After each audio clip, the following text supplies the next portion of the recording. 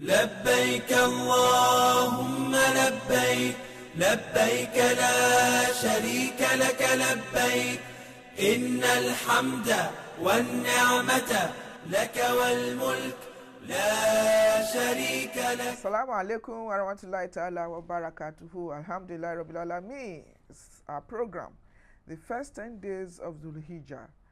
Yes, we have brought the program to you to enlighten ourselves on the things we need to do, particularly as it concerns the Islamic lunar month. And I'm sure with all the programs we have brought to you, the previous episodes, you have been able to take one or two tips. The program is supported courtesy of Aspira Nigeria Limited's Zakat and Sadaqah Foundation, of course, with our modest product support from Right Food with their biggie products. You can see the array of them on set. Today we are going to be talking on a very, very important subject or topic as we have it in Islam. We are guided. Islam has taught us, nurtured us on how to do everything about life, and that's why sometimes they say, وَمَا خَلَقْتُ الْجِنَّ وَالْإِنسَ إِلَّا لِيَعْبُدُونِ. You know, I'm sure you're familiar with that verse of the Quran. We have our ustaz in the house, but first, let's give you a sound bite on our topic for the day. And what's that topic? Care for the parents. Interesting, you say? Yes, of course. Our parents took care of us when we were young. Remember that dua? So, what behoves of us when they now become aged? Let's go for this short break. When we come back, you'll get to meet my in-house ustaz. We'll be back shortly. لك والملك لا شريك لك. Allah subhanahu wa ta'ala asks us to care for our parents, to respect them and be kind to them. He also talked in Surah Al-Isra, Quran 17 verse 23-24. He said, وَقَضَى أَعُوذُ بِاللَّهِ مِنَ الشَّيْطَانِ الرَّجِيمِ بسم الله الرحمن الرحيم وَقَضَى رَبُّكَ أَلَّا تَعْبُدُوا إِلَّا إِيَّاهُ وَبِالْوَالِدَيْنِ إِحْسَانًا إِمَّا يَبْلُغَنَّ عِندَكَ الْكِبَرَ أَحَدُهُمَا أَوْ كِلَاهُمَا وَلَا تَقُل لَّهُمَا أُفٍّ وَلَا تَنْهَرْهُمَا وَقُل لَّهُمَا قَوْلًا كَبِيرًا واخفض جناح الذل من الرحمة وقل رب ارحمهما كما ربياني صغيرا.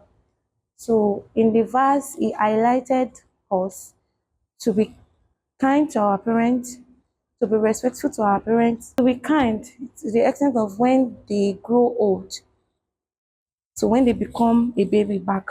So we should be able to take good care of them more than they did when we were young.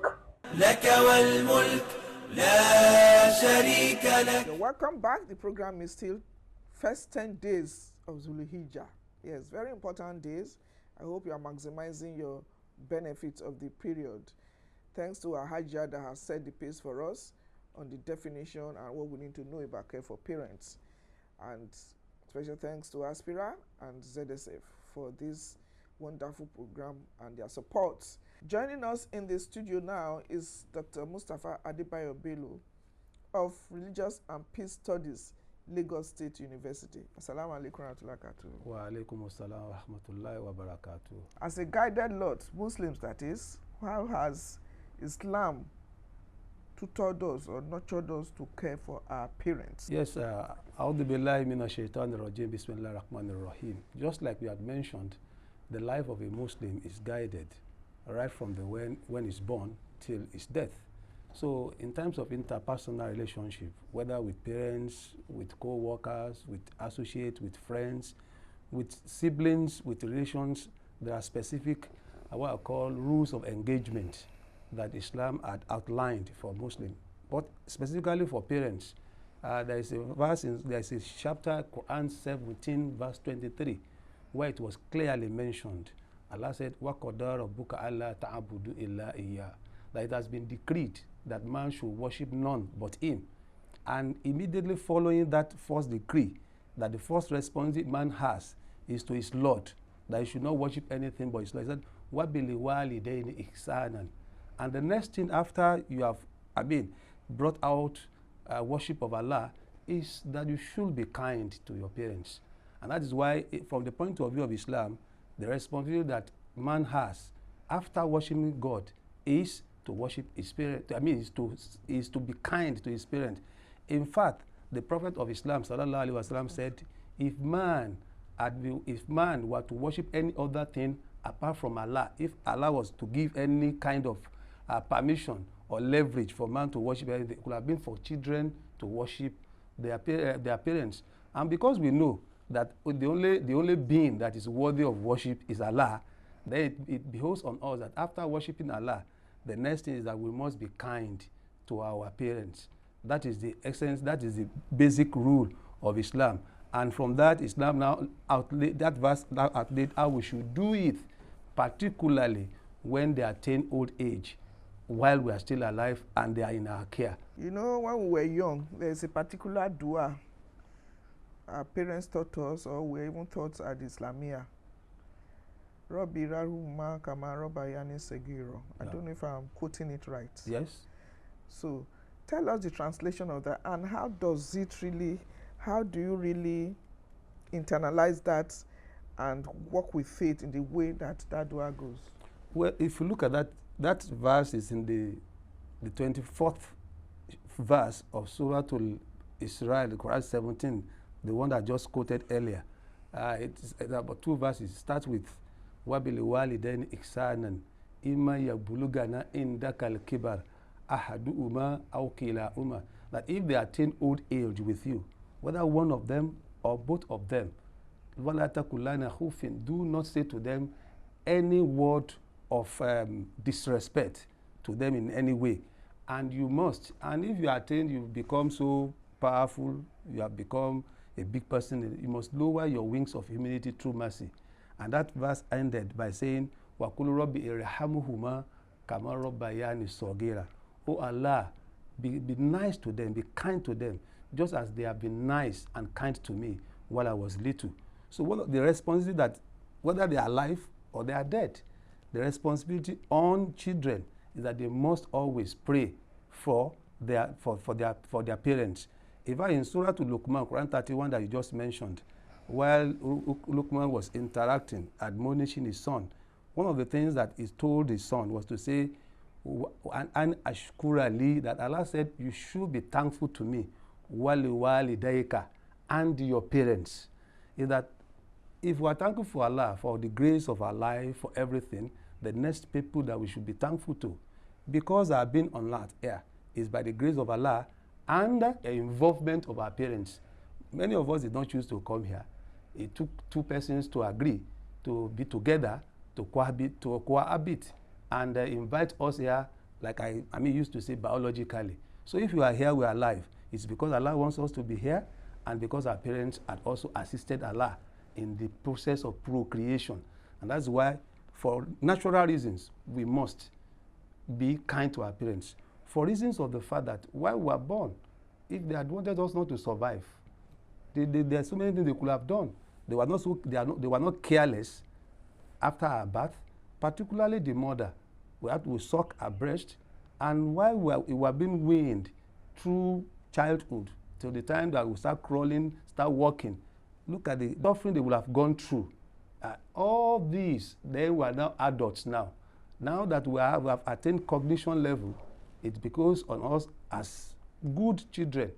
Because if they have done so, after ensuring that we were sent to school, were educated properly, Islamically, religiously, and we were given sources of livelihood, morally, and the rest giving us, leadership as we grow up. Now that we become something, we must return back to them what they had given to us when they had the opportunity of doing so. Very well said. But sometimes parents can be found wanting. They can abandon the children. They can be abandoned. But once a child, that child who was abandoned, and Allah had allowed that child to survive, and that child has cognition, it is his responsibility, regardless of how he was, brought up by his parents, to ensure that he gives it back to them. Because the Prophet said, There's no, sallallahu alaihi wasallam, that there's nothing you can give to your parents that be could commensurate to the fact that he gave you life. So the fact that we are giving life by our parents is enough that once we are now adults and they are still alive with us, we must return back to them the kindness, even though they might be found wanting at the point they have to also take care of the children. All right, interesting. We are still talking about care for parents, and the program is First 10 Days in Dhul Hijjah. We're still chatting with Dr. Mustafa Adebayo Bello. Again, let us appreciate our supporters, those who have thought it wise to support this maiden edition of this program. Aspira Nigeria Limited, makers of Fees and Viva Detergent, and of course, Zakat and Sadaka Foundation. Let's go for a breather. We'll take their message, and then we'll come back. We'll be concluding this program. Parenting is thought to be an intentional parenting. You just don't go into it for the sake of you want to have children. And training them basically is to train them towards knowing Allah and Allah alone. Whatever you do with that, the end result is goodness, inshallah, because there's nothing they do without going back, referencing the Quran and Hadith of Rasulullah. If we now know that parenting, at least caring for the children, is now coming to caring for the parents. And Al-Quran Karim says, وَقَدَ رَبُّكَ أَلَّا تَعْبُدُوا إِلَّا إِيَّاهُ وَبِالْوَالِدَيْنِ إِحْسَانًا إِمَّا يَبْلُغَنَّ عِندَكَ الْكِبَرَ أَحَدُهُمَا أَوْ كِلَاهُمَا. That you take care of those parents, no matter who you are, where you are, your parents must come after your goodness with your Lord is to your parents. It's either one of them, either the two of them being alive, you must take care of them. And you should not just say any ungodly words to them. That means you should take care of your parents as much as you can. Because Jannah of a child lies, just like the Prophet ﷺ has said, at the foot of the mother. And if you know that, it's not just taking care of that mother, but taking care of them, except if one has gone back to Allah, at least you remember them in prayers. So that means even in death, you still take care of your parents. Let's enjoy this happy day. Eid Mubarak. As this year's Eid al-Adha gets closer, many families won't be celebrating since there is no means. The Eid is around, and we are so happy that the Eid is around. Many Muslims are happy, while several others are not happy because they do not have the means to slaughter ram. Why not let us join the Prophet ﷺ in his own Qurbani way, the way he slaughtered his own ram? He bought one for himself and bought one for several people that will not be able to make it. Now, we can as well do that. We started this project over the years in Zakat and Sadaka Foundation. Our approach is that we gather this money, we encourage people to buy their own and buy for those who not have. So please join this project by making your own donation. You can decide to buy a cow, you can buy ram, you can buy sheep, and you can as well make a donation. Nothing is too much and nothing is too small. Your donations and contributions will go a long way to put smiles on the faces of many Muslims and their loved ones. Qurbani Project today and help make many Muslim families happy. Jazakumullahu khairan. Enjoy this happy day. Eid Mubarak. لك والملك لا شريك لك. Welcome back. The 6th of first 10 days in the month of Dhul Hijjah. How are you coping? Are you one of those that are engaging in the voluntary fast? Yes, do that. Read, copy your Quran, and then of course do a lot of good deeds. Ibadah abound, and it requires a lot of meritorious reward this season. We still have with us here in the studio of Ames Media Company Limited, Dr. Mustafa Adebayo Bello. You are welcome back to the program. Yeah, it's a pleasure. Thanks for all you have talked about so far. You talked briefly about reverse parenting. Most people may not know what reverse parenting is. What exactly is reverse parenting?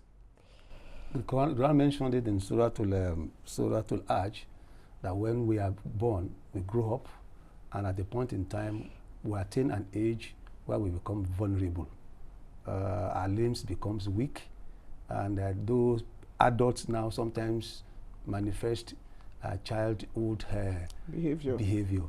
At that point in time, when man has gone to that age, and the parent and the children are now old, it becomes their responsibility to now take care, to nurture their parents, and that's what it calls reverse parenting.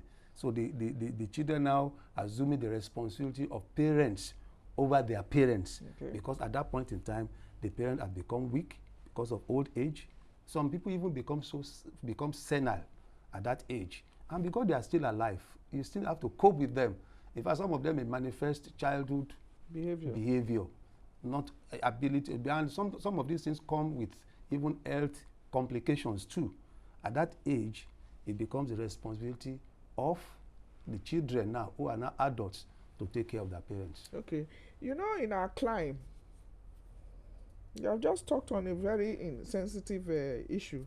In our climb, in our belief, we don't believe in old people's home.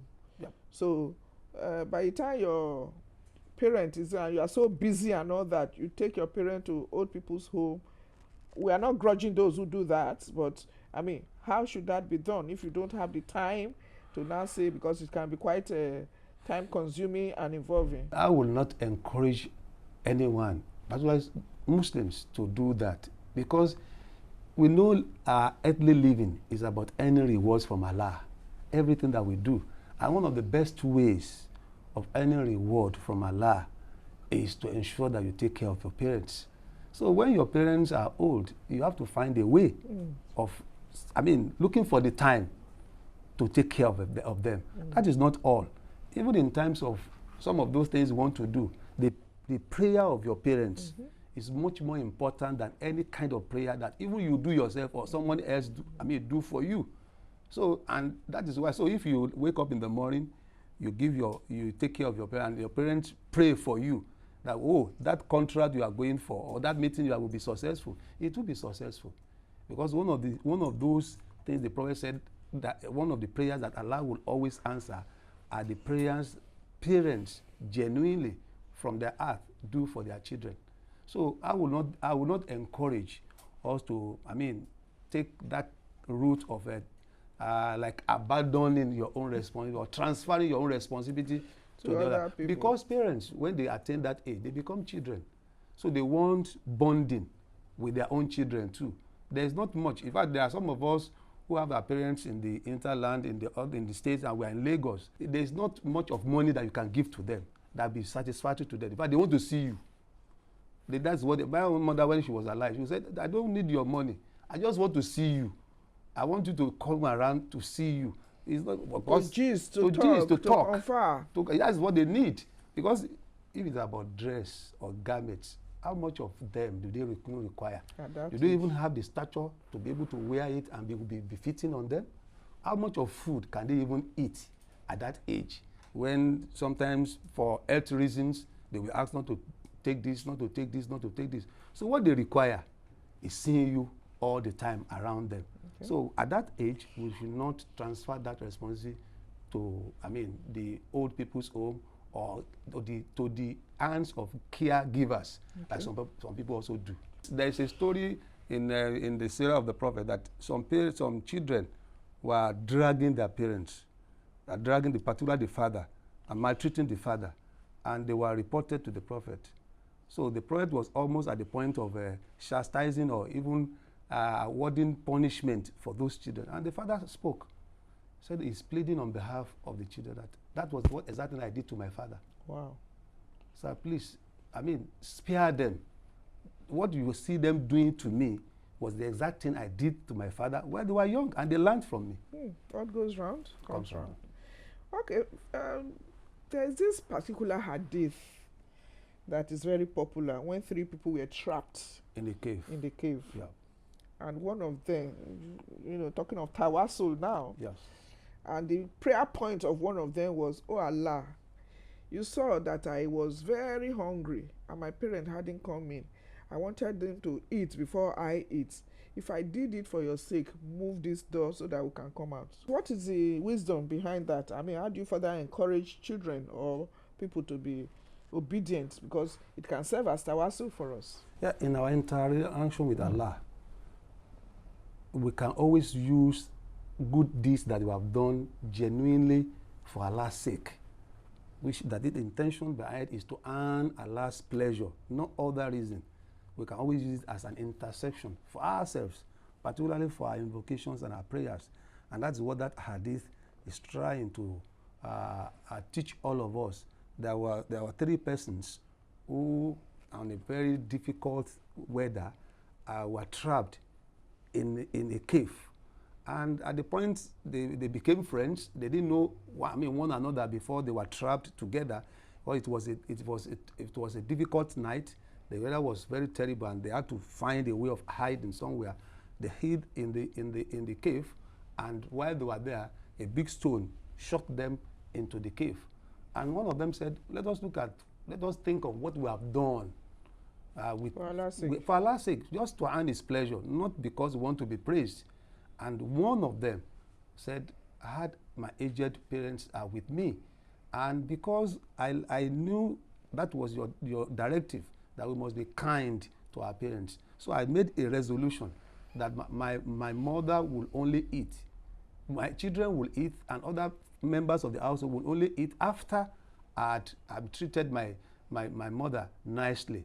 And on this particular day, my mother fell ill, and for that reason, I had to stay by her bed with the food until she woke up, and she heard from my hand, and she was happy. If I've done this to earn your pleasure, not for any other reason, please, Allah, deliver us from this trap.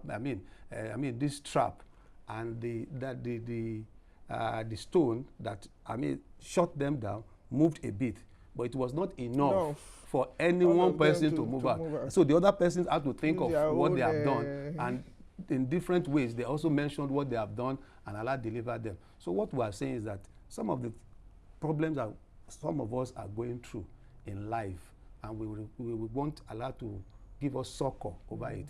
Once you have your parents still alive, there are means of seeking nearness to Allah. And that was what Allah was trying to tell us in Quran, Surah Al-Ma'idah, where Allah says, "Wabtegu ile wasila," seek a means of nearness, approach to me. So this is an opportunity for you to earn such reward. Do most of it. Renew your intention, purify it, and do most of your acts life for Allah's sake. Now, what is the wisdom behind the saying that your paradise lies at your parents' foot, particularly at the feet the of mother? The mother? Yes. You know, for the man, yes. For a woman, once you have got married, it now becomes maybe a feet of your husband. But the wisdom behind paradise lying on the feet of your mother. And then there's another hadith that says, who should be most beloved? Yes. Say my mother 3 times before mentioning the father. Yes, it's a popular hadith when somebody came to the Prophet and asked, Man a'aka bi usni sahabati, who amongst every other person around deserves my companionship most? And the Prophet said, your mother. The man said, Summa man. The Prophet said, your mother. Said, Summa man. Companionship or compassion? The companion who came to the Prophet asked, after my mother, who again? The Prophet said, your mother. He mentioned the 3rd time, Summa man. Then who again? The Prophet said, your mother. And after that, he said, Summa man. Said, now your father. So if you look at it, the Prophet mentioned the mother 3 times, the father once. It means that if we do teach students in the class, that it means that if you have 100 naira with you and you want to share it, so you give your mother 75 naira, and the father could part with just 25 naira. It doesn't mean that the Prophet, we should love our father less. The reason why we must love the mother has been specified in Surah Al-Luqman, Quran 31, where Allah says that the woman, it's through her, she's the vessel through which you come to the world, and the trouble she had to go through. And the way that hadith is configured is also to show us that Allah has given everybody in the family specific responsibility, and you have to do it. Just as the child has his paradise at the feet of his or her mother, the paradise of the woman, the mother now, is at the feet of his father, of the husband. No, of the child's father. That's what Yeah, I'm of the saying. child's father, who's her husband. Husband, So it's the same. That's the same thing. So as much as men will feel that, oh, this is trying to favor partial. is partial. No, it wasn't. It was only to say that the mother, and it's not just in Islam, in every clime. Ramification. I ask people, why is it that sometimes when people abuse your father, you don't feel inclination of replying? But I'm sure there's no child on the surface of the earth that somebody will abuse his or her mother that will not feel like dying there. It is because naturally, I mean, children, take a lot of things from their mother. Are inclined towards They are their mother. inclined towards the mother. Okay, another very important thing. We really don't have much time on this program, but we just have to raise some of these pertinent issues. Is that Sadaqah to Jariyah now? Yeah. Whatever you do, if for instance, for your Billah, you lose a child at a very young age, and that child can intercede for you. Is it related to what we are discussing? It's the same. It's related. It's the fact that it's not just about when they are alive. When our parents are alive, that we should be nice to them. After they are gone, no prayer no obligatory prayer should be done by any child at the end of the prayer, that you should not offer prayers to your dead parents. That is one. Two, you can also establish Sadaqah to Jariyah in their name. Oh, this particular well is constructed in memory of my father, in memory of my mother, so that the barakah that will be earned from the facility, once it is serving others, will continue to be transferred to the account of the mother or the father. That one is better than what some of our people do. You understand? You are doing 7th-day prayer, 41 days prayer, 1 year prayer, and sometimes some of these things, people are into a lot of extravagance, expenditure that may not really endure. So if you have, and there are so many ways to do it. Students are in universities who have finding it difficult to even pay their school fees. Take it up and say, oh la, I have paid the school fees of these indigent students so that they can in memory of my mother, in my memory of my father. We can't really go on and on. Really, time doesn't permit us to dwell more, but I'm sure the modest one we have brought to you, you have been able to learn 1 or 2 things from this program, the first 10 days of the Hijjah. Once again, let's thank our resource person, our in-house Ustaz, Dr. Mustafa Adebayo Bello. He's off Department of Religious and Peace Studies, Lagos State University. Thank you very much for coming. Do not forget that this program is supported by Aspira Nigeria Limited, Zakat and Sadaqah Foundation, and Right Food. Well, a question for the day before we go. Don't think that I will forget that. It's a giveaway question, really. What is that dua? Give us the Arabic translation and transliteration of the dua for parents. Giveaway, right? If you want more inquiries on this program, the number and the email on the screen, you contact us. And of course, your answers should go to our Facebook page. Let's interact, let's get engaged on that page. Ames Media Company Limited. Let's do this again same time tomorrow, inshallah. We shall bring you another edition of the program. First 10 days in Dhul Hijjah. See you then. Assalamu alaikum warahmatullahi wabarakatuh.